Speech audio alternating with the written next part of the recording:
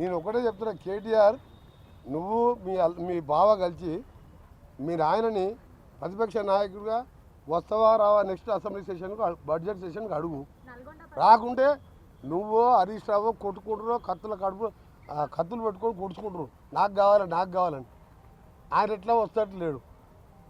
మా ముఖ్యమంత్రి గారు మొన్న బాగా చెప్పిండు, కొడంగల్ సర్పంచ్ 4 రోజులు ఊళ్ళలోకి రాకపోతే తర్వాత వస్తే రాళ్ళ తీసుకొని ఎడబడతారు సర్పంచ్ ఎమ్మడి. ప్రతిపక్ష నాయకుడు 13 నెలలు అసెంబ్లీకి రాకుంటే ఏం చెప్పాలి? అవసరం ఆయనకు ఆ పోస్టు? నువ్వు మీ బావ తీసుకొని కొట్లాడు, అప్పుడు మీకు సమాధానం చెప్తావు. నువ్వు ఎమ్మెల్యేవు, నువ్వు డిప్యూటీ లీడర్ కాదు, నీ కార్యవర్గం లేదు. బీఆర్ఎస్ ఎల్పీ కార్యవర్గం లేని కేటీఆర్ జూనియరు వాళ్ళ ఆయన పేరు చెప్పి ఎమ్మెల్యే ఆయనకు నేను సమాధానం చెప్పా.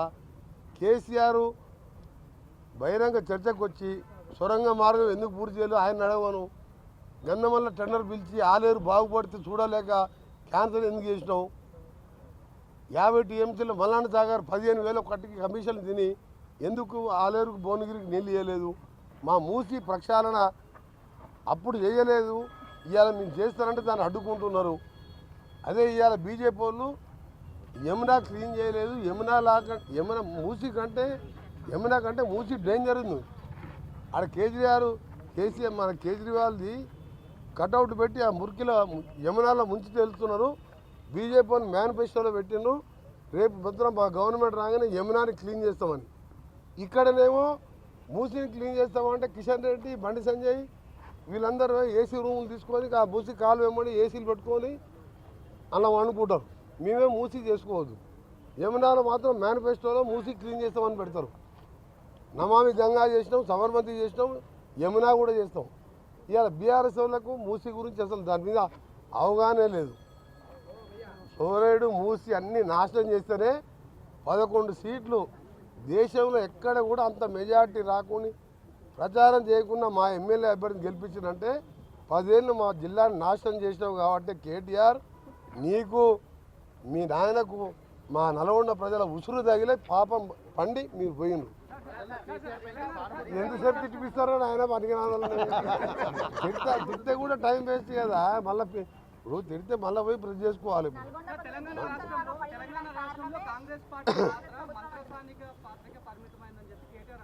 మళ్ళీ కేటీఆర్ తప్ప కూడా పిల్లగాని గురించి ఎందుకు మాట్లాడతారా? నేను ఇప్పుడు 3వ సారి ఎమ్మెల్యే అయినప్పుడు రాజకీయాలకు వచ్చిండు, దాని గురించి నేను మాట్లాడాలా? మీరు ఆలోచన పెట్టే కేసీఆర్ నేను ఫ్లోరైడ్ కోసం 12 రోజులు చచ్చిపోతా అంటుంటే జయశంకర్ ఉన్న వీడియోస్ ఉన్నాయి. వరంగల్కి వెళ్ళి బస్సులు వచ్చి జయశంకర్ నా దగ్గర కూర్చున్నాడు. నువ్వు ఒక్క ఎమ్మెల్యేనే నల్గొండ కోసం ఎమ్మెల్యే పదవి ఉండి ఇవాళ ప్రాణాలు తెగి చేస్తామని బస్సులు వచ్చేది.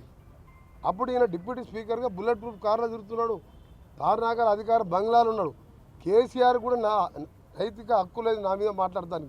ఈ బచ్చాయంతా అప్పుడు అమెరికాలో నౌకరు చేసుకుంటుండు, రామలింగరాజు కొడుకెమ్మడి తిరుగుతున్నాడు అమెరికాలో. ఆయన గురించి గడుకోసారి కేటీఆర్ ఏముంది ఆ కేటీఆర్ దగ్గర? ఫార్ములా రేస్ ఉంది, 1,00,000 కోట్లు ఆస్తుంది.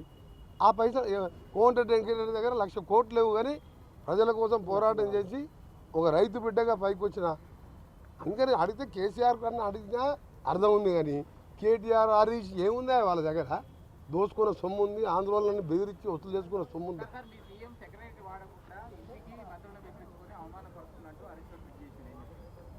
మళ్ళీ హరీష్ రామంటారు దానికి డిప్యూటీ లీడర్ ఉంటాడు. బీఆర్ఎస్ ఎల్పీనో టీఆర్ఎస్ ఎల్పీనో 6 ఎమ్మెల్యేలు ఉన్నా మా సిఎల్పి నాయకుడు బట్టి విక్రమార్క గారు పాదయాత్ర చేసి 6తోనే అసెంబ్లీలో ఒంటరి పోరాటం చేసి ప్రతి సమస్యని ప్రజలకు తెలియజేసిండు, ప్రభుత్వం దృష్టికి తీసుకొచ్చిండు. 30 మంది ఉండి సరే 10 మంది అంటే వీళ్ళ దోపిడీ తెలిసి వెళ్ళిపోయిన వాళ్ళు. 30 మంది ఉండి కూడా నువ్వు అసెంబ్లీ రాకుండా కేసీఆర్ గురించి ప్రశ్నించకుండా మీరు ఒక్కటే అడుగుతున్నా, మీకు కేసీఆర్ ఈసారన్నా వస్తావా రావా, లేకపోతే రాజీనామా చేసి కొడుకు అల్లుడో ఎవరికో అప్పచెప్పు. అప్పటిదాకా ఈ పిల్లల పేరు తీసుకోవద్దని మీ ప్రెస్ వాళ్ళకి చెప్తున్నాను నేను. నన్ను ఎంతనే తిట్టుకోరు మీరు మామచాడు అల్లుడు కొడుకు, తండ్రి చాడు కొడుకు. మీరు నాలాంటి మాస్ లీడర్ కాదు. మీరు తెలంగాణ కోసం త్యాగాలు చేయలే. మీరు